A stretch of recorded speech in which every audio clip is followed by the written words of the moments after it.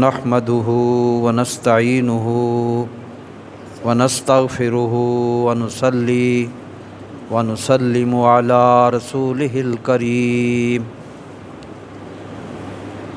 أما بعد فأعوذ بالله من الشيطان الرجيم بسم الله الرحمن الرحيم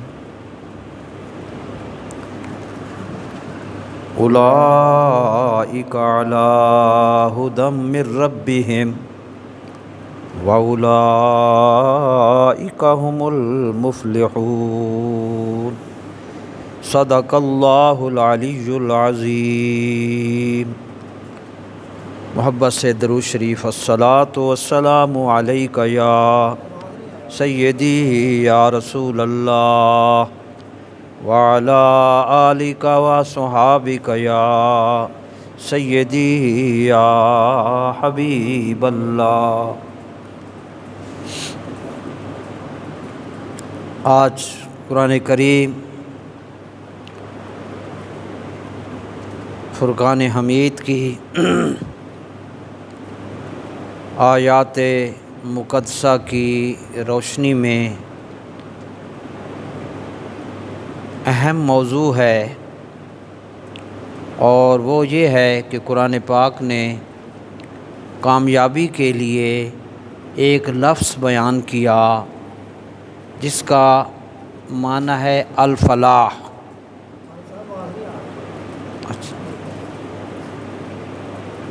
فلاح کا معنی آج ہم عرض کر رہے ہیں۔ فلاح نماز کے لیے جب اذان دی جاتی ہے تو اس کے لیے حی علی الفلاح کا لفظ استعمال ہوتا ہے۔ عمر گزری حی علی الفلاح 2 مرتبہ ہر اذان میں، آؤ نماز کی طرف، پھر کہتے حی علی الفلاح، آؤ فلاح کی طرف۔ فلاح کا معنی عموماً ہے کامیابی۔ آج کی اس گفتگو میں ہم اس فلاح کا مفہوم عرض کریں گے، اور یہ عرض کریں گے کہ یہ جو فلاح قرآن کریم نے جو تصور دیا، اس کو حاصل کرنے کے کون کون سے طریقے اور کون کون سے راستے، بالکل ایک نئے انداز سے یہ موضوع ہے۔ فلاح کا مفہوم کیا ہے اور اس کو حاصل کرنے کے طریقے اور راستے اور ذریعے کیا ہیں۔ جیسا کہ میں نے عرض کیا کہ فلاح کا مفہوم عموماً کامیابی کے ساتھ کیا جاتا ہے، مگر کامیابی ایک چھوٹا سا مفہوم ہے جس کو ہم کامیابی سمجھ رہے ہیں اور ہم سمجھتے ہیں، وہ ایک بالکل محدود چھوٹا سا مفہوم ہے۔ میں وہ مثالیں عرض کرتا ہوں جن چیزوں کو ہم کامیابی تصور کرتے ہیں۔ مثلاً ایک طالب علم شدید محنت کے بعد کسی بورڈ میں 9th 10th یا FFSC یا گریجویشن میں امتحان میں پہلی پوزیشن لیتا ہے، وزیر اعلیٰ کے ساتھ اس کی تصویر لگتی ہے، 1 لاکھ کا چیک ملتا ہے، کامیابی، یہ کامیابی ہے۔ دوسرا بچہ CSS کر کے کامیاب ہوتا ہے، نام پیدا ہو جاتا ہے، کامیابی ہے۔ اسی طرح کھیل کے میدان میں عالمی کپ مل گیا پاکستان کو، کامیابی ہے۔ کاروبار شروع کیا، تھوڑا سا ہی کام کیا، ایسی ڈیل لگی، لاکھوں کا چھکا لگ گیا، بڑی کامیابی ہوئی۔ یہ ہے ہماری کامیابی۔ مگر وہ کامیابی، وہ فلاح جو قرآن کریم پیش کر رہا ہے، دین اسلام جو فلاح ہمیں عطا کرنا چاہتا ہے، وہ فلاح بہت بڑی اونچی ہے۔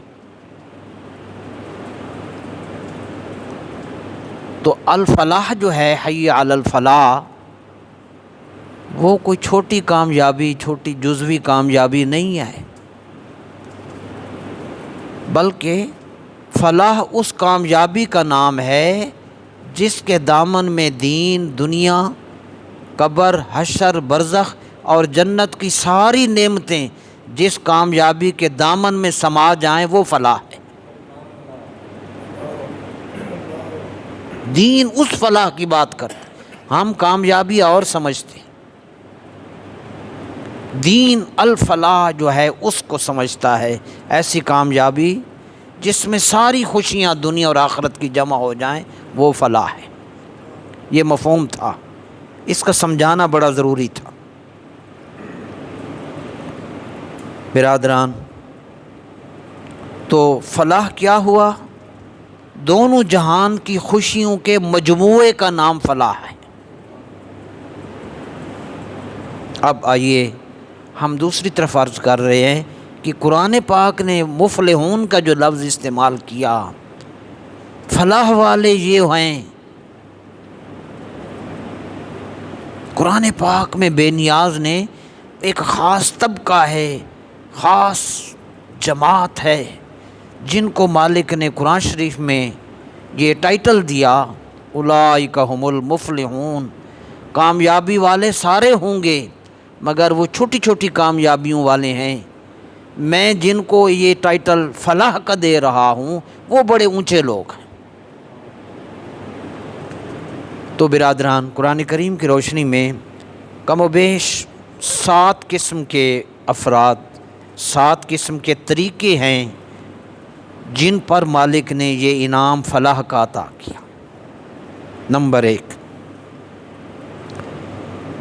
سب سے پہلے اللہ پاک نے سورہ البقرہ کے اندر متقین کی جب صفات، وہ 6 صفات بیان کی۔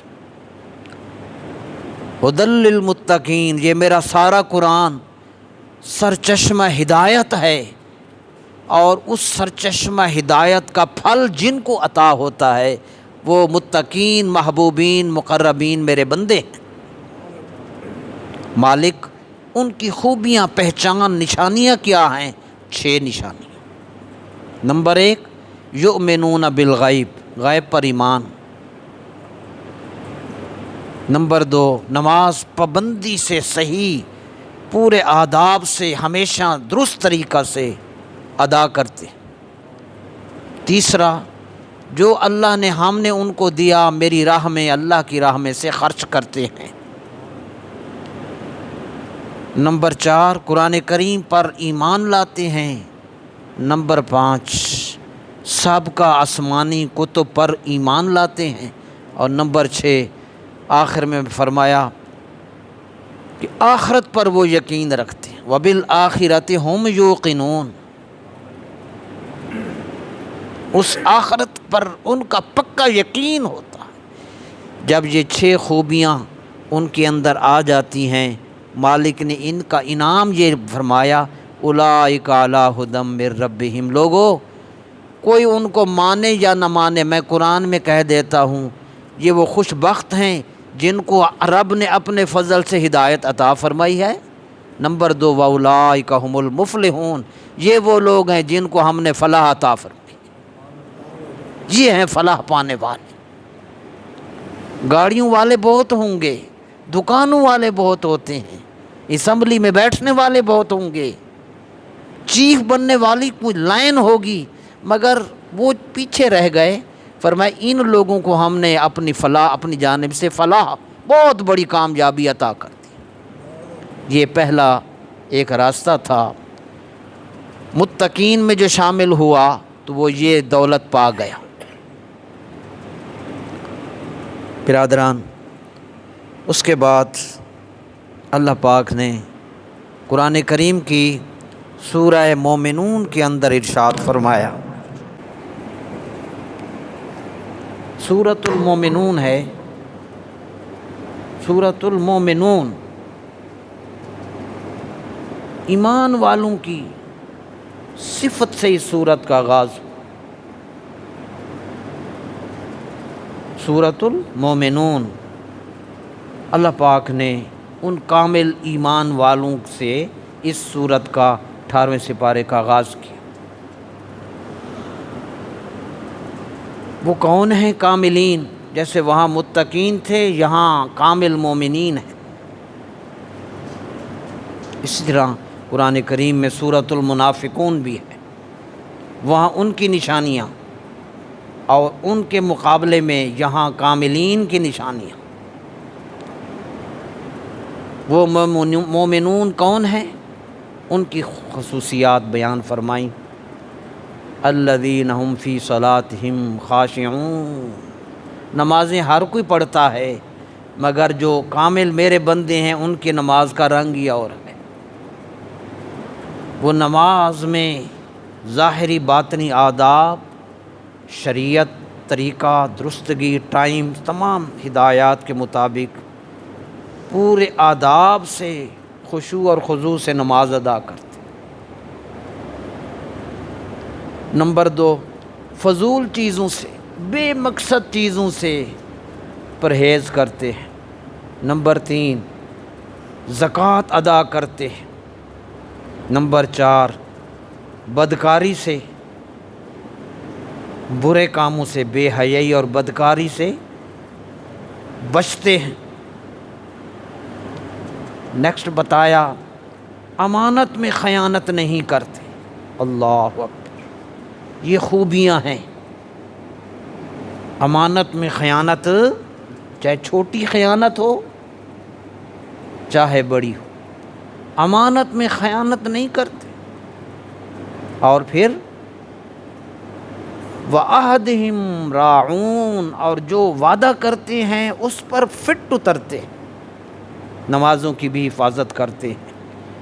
یہ ساری خوبیاں بیان کی میرے کامل مومنین کی۔ بس فرمایا جو میرے بندے ایمان والے یہ خوبیاں جن کے پاس موجود رہتی ہیں، تو ان خوبیوں کی وجہ سے ان کا کمال یہ ہوتا ہے کہ قد افلح، جب یہ ان خوبیاں اپنے پاس رکھتے ہیں، فرمایا قد افلح المومنون، میرے یہ کامل مومنین ایسے ہیں جن کو ہم نے فلاح عطا فرما دی۔ وہ فلاح، تصور وہی ہے، قد بے شک سرٹیفائیڈ ہے، قد افلح، افلاح ہی ماضی کا لفظ کافی تھا نا، فرمایا یقیناً بلا شبہ ان لوگوں کے پاس فلاح کی دولت آ چکی ہے۔ یہ دو راستے تھے فلاح کے حاصل کرنے کے قرآن کریم کے روشنی۔ اس کے بعد اللہ اکبر، سورہ اعلیٰ کی جب تلاوت کی، وہاں بھی مالک نے اسی مفہوم کو انہی لفظوں سے بیان فرمایا۔ فرمایا قد افلح من تزکا، 3 خوبیاں بیان کی، انعام یہی رکھ دیا۔ ملتی جلتی ہیں انہی چیزوں سے جو پہلے آپ سن چکے ہیں، تھوڑا سا لفظ بدل دی۔ یہ تیسری صورت بتا رہا ہوں کہ فلاح اور کامیابی کا جو قرآنی تصور ہے وہ کیسے ملتا ہے۔ ہمیں دنیا کی ہر چیز کا پتہ ہے کیسے ملتی ہے۔ مالک نے فرمایا قد افلح من تزکا وذکر اسم ربہ فصلی، بے شک جس شخص نے جو گناہ سے بچ گیا، اللہ، یہ کرائیٹیریا، فلاح کا معیار بتایا، جو گناہ سے جس نے اپنے آپ کو بچا لیا، وذکر اسم ربہ، اور اپنے رب کے نام کا ذکر کرتا رہا، غافل نہ ہوا، گناہ سے بچتا رہا، رب کے نام کا تذکرہ کرتا رہا، اور اس رنگ میں پھر فصلی، جب نماز کا وقت آیا تو اللہ کے آگے جھک گیا۔ یہ ان تین خوبیوں کے بیان کے بعد فرمایا قد افلح، یہ خوش قسمت میرے بندے وہ ہیں جن کو ہم نے فلاح کی دولت عطا کر دی ہے۔ 3 آگے چوتھا ہم عرض کر رہے ہیں۔ سبحان اللہ، یہ نماز جمعہ کی بات، اب چوتھا نقطہ نماز جمعہ کے حوالے سے، اس بے نیاز پر قربان جائیں۔ بندوں کی ہدایت کے لیے کیا کیا انداز، کیا کیا رنگ سے ہم اپنے بچے کو مختلف طریقوں سے سمجھاتے، مختلف طریقوں سے بچوں کی سمجھاتے ہیں۔ خدا کی قسم، اس بے نیاز کو جب قرآن پڑھتے ہیں، اللہ نے مختلف رنگوں میں بندوں کو سمجھایا۔ یوں سمجھ جاؤ، یوں سمجھ جائیں، یوں سمجھ جائیں۔ سورہ جمعہ کی جب تلاوت کی، جو آپ نماز جمعہ پڑھ رہے ہیں نا، پوری سورت کا نام سورہ جمعہ ہے۔ اللہ پاک نے ارشاد فرمایا فَإِذَا قُضِيَتِ الصَّلَاةُ، جب جمعہ کی نماز پڑھ لو، پھر وہیں بیٹھ جاؤ تسبیحاں لے کر؟ نہ، وہ سب سے مہربان وہ خود ہے۔ جب جمعہ کی نماز پڑھ لو، فَانْتَشِرُوا فِي الْأَرْضِ وَابْتَغُوا مِنْ فَضْلِ اللَّهِ، مسلم امت کی پوری ورلڈ وائڈ تربیت کی، پوری دنیا اسلام کی، پوری مسلم امت کمیونٹی کی اس میں تربیت کا۔ جب نماز جمعہ پڑھ لو، فرض ادا ہو گیا، فَانْتَشِرُوا فِي الْأَرْضِ، مالک نے جس نے نماز کے لیے جس رب نے بلایا تھا، اذا قضیت الصلاۃ، جب نماز کے لیے اذان ہو جائے، اذا نودی للصلاۃ من یوم الجمعۃ فاسعوا، جب نماز ہو جائے، فانتشروا فی الارض، فانتشروا فی الارض، آئے تھے میرے حکم سے، میں ہی حکم دے رہا ہوں، کیا کرے مالک؟ سلام دعا سب کچھ ہو گئی۔ فانتشروا فی الارض، جس مالک نے بلایا تھا وہی مالک فرما رہا ہے، اب زمین میں پھیل جاؤ، وابتغوا من فضل اللہ، ہم نے رزق حلال زمین میں رکھا ہوا ہے، کوشش کرو اللہ کا رزق حلال تلاش کرو۔ یار ہم نے تو دین کو پڑھا ہی نہیں ہے۔ وابتغوا من فضل اللہ، پھر مالک اور کیا کریں؟ خاص نقطہ ہے خصوصاً نماز جمعہ کے حوالے سے، جس کی طرف ہماری توجہ اکثر نہیں رہتی۔ گھنٹوں ہم مسجد میں بیٹھ جاتے ہیں، اپنے فرض کو ادا نہیں کرتے، بڑا سکون آ رہا ہے، نہیں، وہ سکون فرض میں زیادہ ہے۔ نوافل 1000 ہوں، فرض ایک اس سے بھاری ہے۔ دکان ہے، کاروبار ہے، دفتر ہے، ماں باپ، وابتغوا من فضل اللہ، اللہ کا رزق تلاش بھی کرو، اور ساتھ ساتھ پابندی یہ لگا دی، دکان میں بیٹھو، یہ فیضان آ جاؤ یہ ٹھیک کرو، دکان میں بیٹھو، دکان میں بیٹھو یا دفتر میں بیٹھو، تم نے رزق حلال کمانا ہے، مگر شرط کیا ہے؟ جس کی طرف توجہ کرنا میرے لیے بھی ضروری ہے۔ کثیراً لعلکم تفلحون، اور کثرت سے اپنے رب کو یاد کرو۔ یہ جب یاد کرو گے تمہاری دکان بھی سج جائے گی، تمہارے دفتر بھی آباد ہو جائیں گے۔ خدا کی قسم ایسی کنجی ہے، ایسی ٹیوننگ کر دی، ایسی اصلاح کر دی، چلے نہ دفتر ہے نہ دکان ہے، گھر میں بیٹھے ہو۔ ہم گھر میں لڑائیاں کرتے ہیں، عموماً سارے میرے جیسے بیٹھے ہیں۔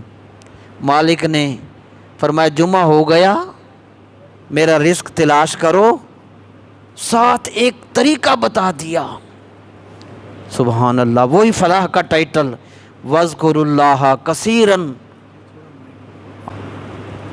اس حال میں دفتر ہو، گھر ہو یا دکان ہو، وَاذْكُرُوا اللَّهَ كَثِيرًا، جس رب نے جمعہ کے لیے بلایا تھا، سجدہ جس کے آگے تم نے کیا، جس سے آگے مانگ کر جا رہے ہو، اسی رب کا حکم ہے۔ اب تم چاہے دفتر میں یا دکان میں یا گھر میں جہاں بھی جاؤ، اب تمہیں میں حکم دے رہا ہوں، وَاذْكُرُوا اللَّهَ، اللہ کو یاد بھی کرو تھوڑا نا، وَاذْكُرُوا اللَّهَ كَثِيرًا، اللہ پاک کو کثرت سے یاد کرتے رہو۔ جب یوں کرو گے تو کیا ملے گا؟ لعلکم تفلحون، وہ ٹائٹل جو اولیاء کو ملا ہوا ہے اللہ تمہیں بھی عطا فرما دے گا، تمہیں بھی فلاح نصیب ہو جائے گی۔ ہم نے جمعے بہت پڑھے مگر یہ سبق نہیں پڑھا،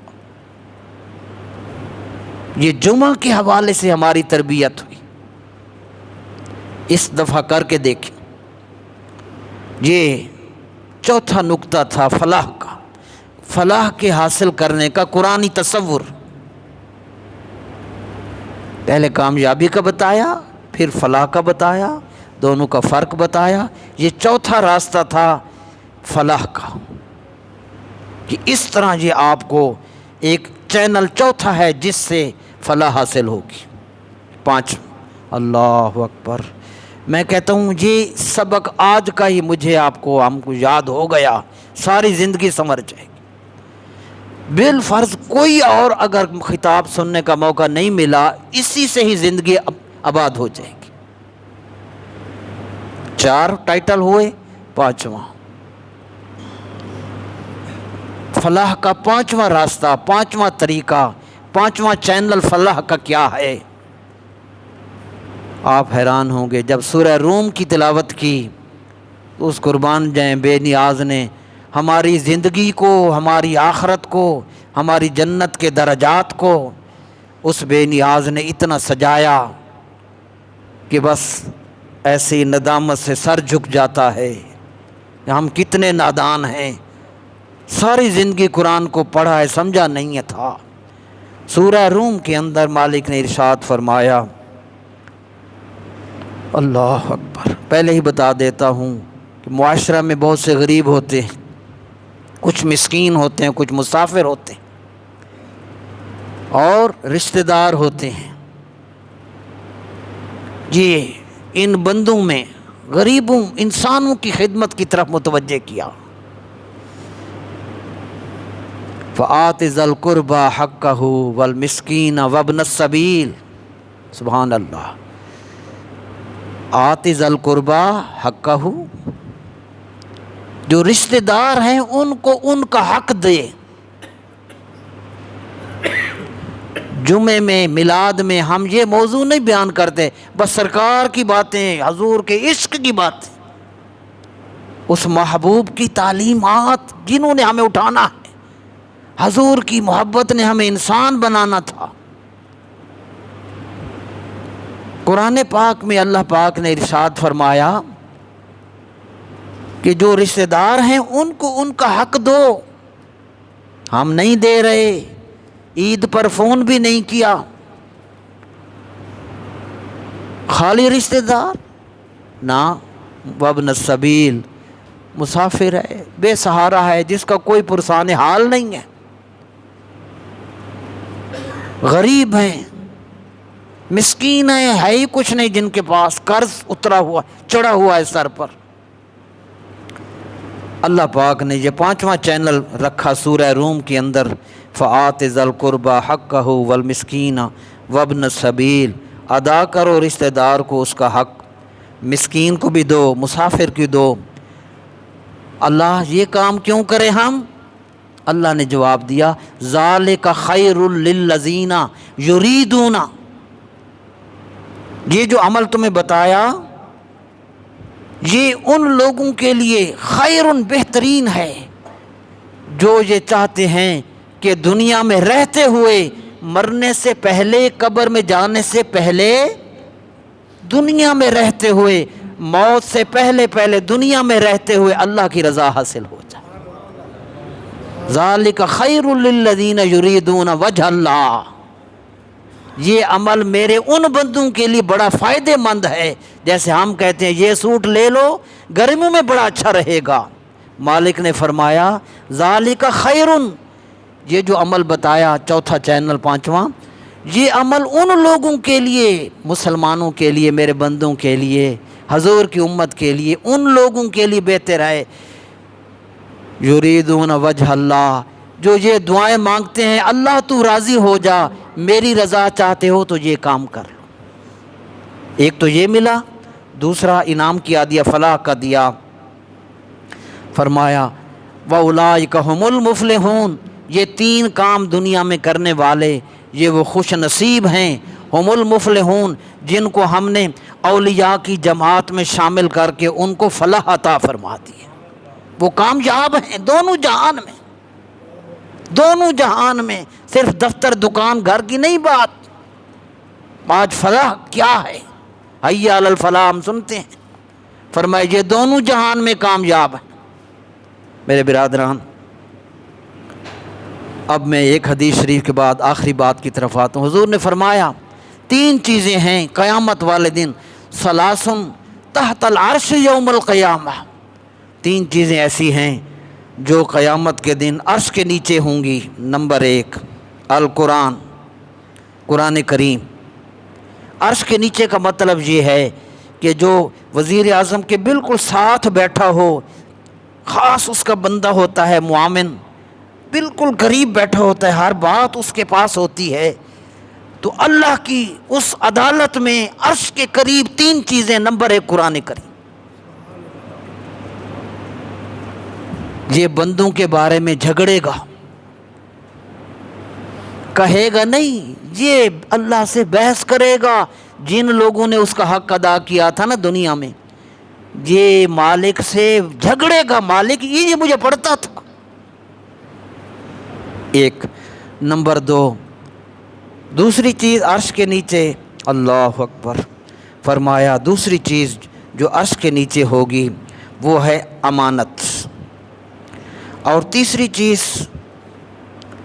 چیز فرمایا الرحم، رشتہ داری۔ ابھی رشتہ داروں کی بات تھی، رشتہ داری عرش کے نیچے کھڑی ہے، قرآن بھی اور امانت بھی۔